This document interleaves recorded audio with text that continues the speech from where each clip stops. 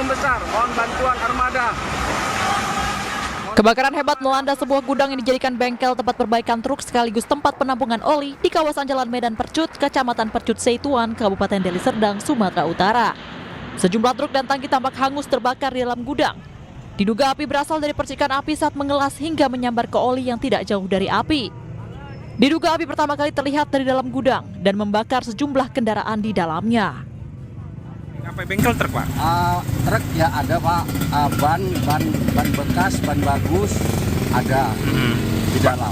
Kalau dari informasi yang kita dapat, Pak, asal api dari mana, Pak? Itu, Pak, yang belum saya dapat. Saya sudah bicara sama yang di dalam, yang bekerja pada saat api terjadi. Mereka tidak ada menyampaikan. Jadi masing-masing mungkin nggak tahu dari mana asal api. Itu yang saya dapat. Tidak ada korban jiwa dalam peristiwa ini, namun kerugian mencapai 1 miliar rupiah. Petugas kepolisian dari Polsek Medan Labuhan masih menyelidiki penyebab pasti kebakaran. Dari Deli Serdang, Sumatera Utara, Yuda Bahar, iNews melaporkan. Ya pemirsa, eksekusi rumah di Kembangan, Jakarta Barat berlangsung ricuh. Pemilik rumah jatuh pingsan setelah berupaya melawan jurusita.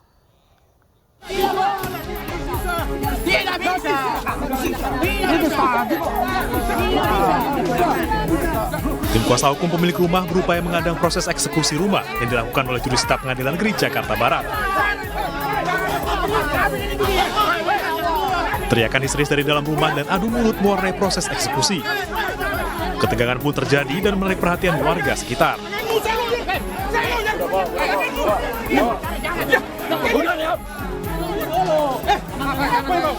Tim kuasa hukum pemilik rumah bahkan bersih tegang dengan petugas jurusita.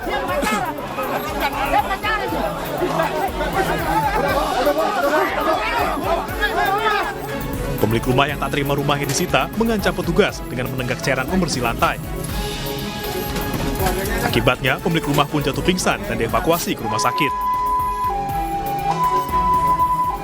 Ini terkait eksekusi dasar grocery salah lelang. Jadi pembeli lelang bermohon kepada kami untuk melaksanakan eksekusi karena sampai saat ini dengan grocery salah lelang dari blok itu sampai saat ini belum bisa menempati objek tersebut mendapatkan haknya sebagai pembeli lelang. Ini dari ketika klien kami ini Saud Papahan ini memiliki utang di Indosuria. Nah karena ada kelalaian gagal bayar kemudian dicesi. Nah begitu ketahui dicesi tiba-tiba dari 2 miliar jadi 7 miliar, sekitar 7 miliar. Nah oleh karena itu kita lakukan upaya hukum, kita gugat. Di dalam gugatan itu kita layangkan di Pengadilan Negeri Jakarta Pusat. Di PN menang, di PT menang, di Mahkamah Agung menang, artinya inkrah. Ya. Nah, artinya objek itu sah menjadi miliknya. Penyitaan rumah di atas tanah seluas 600 hektar ini berdasarkan putusan Pengadilan Negeri Jakarta Barat dalam sengketa perdata antara pemilik rumah dengan PT Indosuria Inti Finance terkait utang piutang. Cemburu, seorang pegawai BUMN membunuh istrinya yang diduga tengah hamil 2 bulan. Pelaku sudah diamankan dan kasus ini ditangani Polres Metro Jakarta Timur.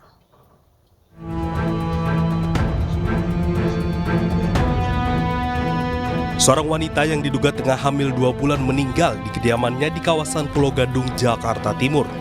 Pembunuhnya tak lain adalah suaminya sendiri yang merupakan pegawai BUMN. Modus pembunuhan diduga karena pelaku cemburu saat melihat ponsel sang istri. Pelaku menuduh istrinya tengah hamil 2 bulan karena pria idaman lain. Pelaku pun menganiaya korban hingga tewas. Petugas yang datang langsung mengevakuasi jasad dan menangkap pelaku. Saat diperiksa ponsel dan jasad korban tidak hamil seperti yang dituduhkan pelaku. Hasil pemeriksaan terhadap tersangka ini tidak merasa bersalah telah melakukan pembunuhan terhadap istri sahnya. Bahkan dia merasa biasa-biasa saja dengan kondisi yang sudah ada. Itulah dari pihak Polres Metro Jakarta Timur akan melakukan langkah selanjutnya, itu melakukan pemeriksaan psikologisnya melalui psikiatris hukum. Akibat perbuatannya, pelaku diancam hukuman tentang KDRT atau pasal 338 KUHP dengan ancaman hukuman 15 tahun penjara. Dari Jakarta, Rio Manik, iNews melaporkan. Polda Sumatera Barat membantah telah menutup kasus tewasnya Afif Maulana di Jembatan Kuranji, Kota Padang. Hingga saat ini, Polda Sumbar masih melakukan proses penyelidikan dan mencari alat bukti baru terkait kasus kematian Afif Maulana. Kami dari Polda Sumatera Barat akan meluruskan informasi, berita, isu-isu yang berkembang bahwa Polda Sumatera Barat sudah menghentikan kasus penemuan mayat di Jembatan Kuranji. Jadi sampai saat ini sesuai dengan apa yang disampaikan Bapak Kapolda pada saat press conference pada hari Kamis yang lalu, bahwa jelas Polda Sumatera Barat sampai saat ini masih mencari dan masih menyelidiki serta mencari informasi untuk dijadikan keterangan, ya, mencari saksi, mencari barang bukti untuk dijadikan keterangan yang sudah kita lakukan sampai saat ini.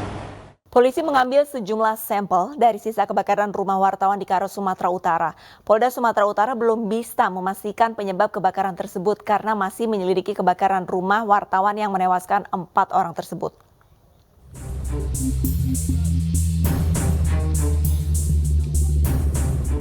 Tim Laboratorium Forensik Polda Sumatera Utara dan tim Inafis Polres Tanah Karo beserta Direktorat Kriminal Umum Polda Sumatera Utara menggelar olah tempat kejadian perkara di lokasi kebakaran rumah wartawan yang menewaskan 4 orang di Kabupaten Karo.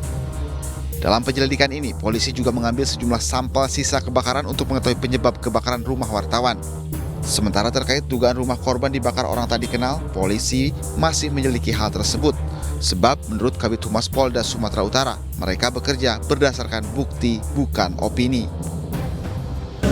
Proses penyelidikan dan penyidikan terkait dengan kasus ini masih terus berjalan. Polisi bekerja tentu berdasarkan fakta-fakta yang ada di lapangan. Tidak berdasarkan opini ataupun asumsi, tetapi semua ingin kita buktikan secara ilmiah. Sempurna Pasaribu, wartawan yang tewas dalam kebakaran disebut gencar memberitakan judi dan peredaran narkoba di Tanah Karo. Atas hal tersebut, muncul dugaan rumah korban dibakar orang tak dikenal. Memang benar, selama beberapa hari terakhir ini, beliau sering menyoroti itu masalah judi dan narkoba yang ada di Tanah Karo. Dan bisa kita lihat juga dari postingan-postingan beliau tersebut di media sosial. Segera mengusut tuntas masalah ini dan dibuka sejelas-jelasnya kepada publik. Apa dan kenapa ini, Bang? Apa dan kenapa agar terjadi simpang siur. Ya, biar tidak jadi simpang siur di kalangan masyarakat. Terkait peristiwa dugaan pembakaran rumah wartawan oleh orang tak dikenal, Ikatan Jurnalis Televisi Indonesia atau IJTI mengutuk hal tersebut dan meminta polisi untuk usut tuntas peristiwa tersebut. Tim Liputan iNews melaporkan. Dewan Pers telah membentuk tim investigasi bersama guna mengusut kebakaran rumah wartawan Tribrata TV di Karo, Sempurna Pasaribu. Dari hasil investigasi ditemukan sejumlah fakta dan diduga melibatkan oknum TNI atas kebakaran ini.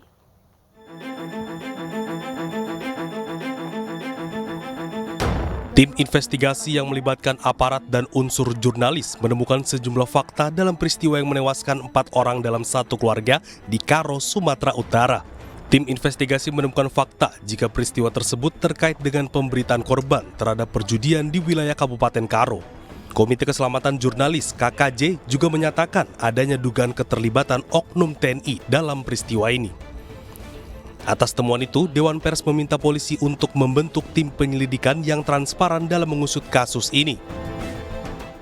Dari hasil investigasi, ditemukan sejumlah fakta bahwa kasus kebakaran yang menewaskan 4 orang tersebut terjadi setelah korban, yaitu saudara Riko Sempurna Pasaribu, memberitakan perjudian yang ada di Jalan Kapten Bom Ginting, Kelurahan Padang Mas, Kecamatan Kapanjahe, Kabupaten Karo, Sumatera Utara, dan diduga melibatkan oknum TNI. Atas kejadian tersebut, Dewan Pers meminta Kapolri bersama Kapolda Sumatera Utara membentuk tim penyelidikan yang bersikap adil dan imparsial dalam mengusut kasus ini. Sebelumnya, kebakaran terjadi pada 27 Juni lalu di rumah wartawan Tribrata TV. Korban Sempurna Pasar Ibu bersama istri, anak, dan cucunya tewas dalam peristiwa tersebut.